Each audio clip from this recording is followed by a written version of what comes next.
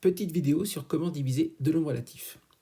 Donc pour diviser deux nombres relatifs, il faut bien connaître la règle des signes du quotient. Donc là voici en version simplifiée. Un positif divisé par un positif, ça fait un positif. Un négatif divisé par un négatif, ça fait un positif.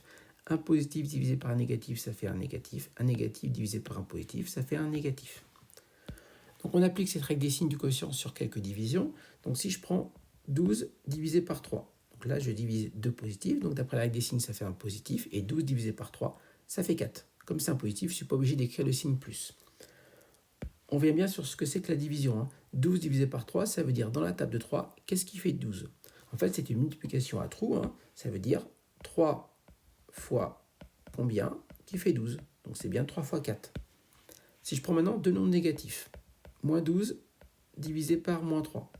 Moins 12 divisé par moins 3, donc ce sont deux négatifs que je divise. Donc d'après la règle des signes du quotient, c'est un positif.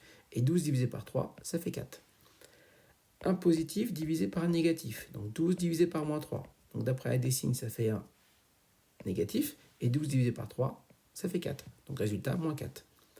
Un négatif divisé par un positif. Donc moins 12 divisé par 3. D'après la règle des signes, ça fait un négatif. Et 12 divisé par 3, ça fait 4. Donc résultat, moins 4.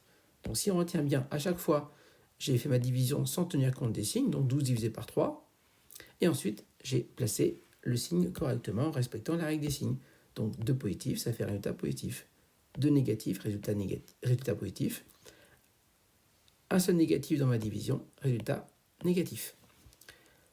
Petite remarque sur quelques divisions qui peuvent vous apparaître sous la forme d'une écriture fractionnaire. Donc si je prends 42 septièmes, 42 sur 7, ça veut dire 42 divisé par 7. Donc là, je divise 2 positifs, le résultat sera positif. Et dans la table de 7, qu'est-ce qui fait 42? C'est 6. Autre écriture fractionnaire que vous pouvez rencontrer, moins 42 sur moins 7.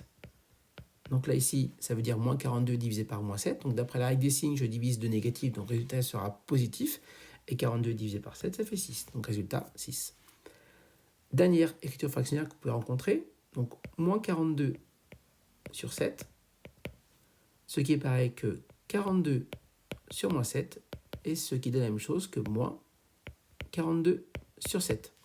Donc en fait, ici, il n'y a qu'un seul négatif. Donc d'après la règle des signes, quand il y a un seul négatif dans ma division, le résultat sera négatif. Donc le résultat sera moins.